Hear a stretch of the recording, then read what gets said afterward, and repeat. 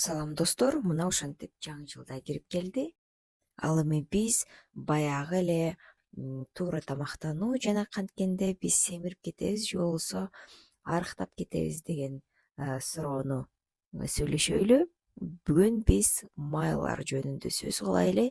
Көптөгөн уламыштар бар. Буга чейин кандай ойлонушту? Мисалы үчүн майлуу жесе биз семирип кетебиз, ошондуктан биз майы аз болгон тамак ичели деген уламыш болгон экен.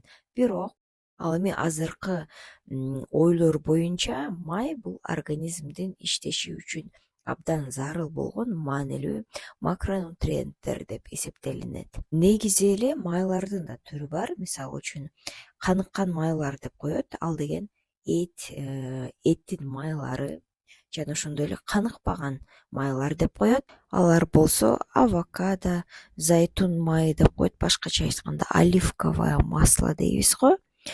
Жана ошондой эле балыктардын майы каныкпаган май болуп эсептелинет. Жана ошондой эле транс майлар деп коет. Алар деген мисалы үчүн биз билгендей фаст фуддардын түрлөрү. Мындан алыс болуш керек. Эмне үчүн? Себеби дегенде зыяны өтө бийик деп айтышат.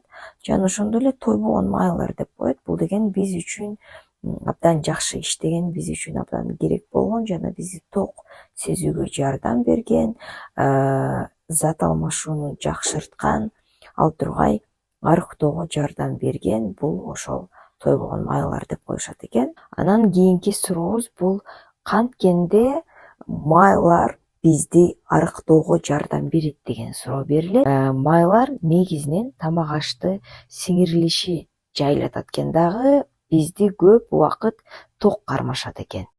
Биздин аппетитибизге ошого жоопту болгон гормондорду жөнгө салат экен. Жана ошондой эле энергия менен камсыз кылуу, өзгөчө аз углеводдор диеталарында жакшы колдонуп бизди ток алып жүрөт экен дагы биз көп тамак ичкибиз келбейт экен. Мисалы үчүн эгер сиздер сурасаңыздар, мен диетага кандай майларды кошушум керек деп сурасаңыздар, мен сиздерге айтам: авокадо, жаңактар, балыктын зыгыр майларды же болбосо зайтун майларды колдонсоңуздар болот. Кантип ашыкча кылбаш керек деген суроо туюлса, мунун баары порцияларга байланыштуу. Майлардын калориясы жогору, ошондуктан балансты сактоо абдан керек. Жыйынтыгында эмне деп айта алабыз? Ошол эле сары май, ошол эле зайтун майы, авокадонун майы, жаңактардын майлары тескерисинче бизге абдан пайдалуу жана ар дайым ток алып жүргөндүктөн сиз ашыкча салмакка албайсыз, ашыкча тамак жебейсиз да. Ошондуктан андыктан сиздер майлуу тамактан коркпоңуздар, аны иче берсеңиз, жей берсеңиздер болот экен. Ал эми таттуу жана баягы торт, пирожный дегендер бар го. Эгер ошондон узак болсоңуздар, сиздин диетаңыз туура деп эсептелине берет экен. Ошондуктан унутпаңыздар, майлуу биз үчүн абдан пайдалуу заттардын бири болуп эсептелинет.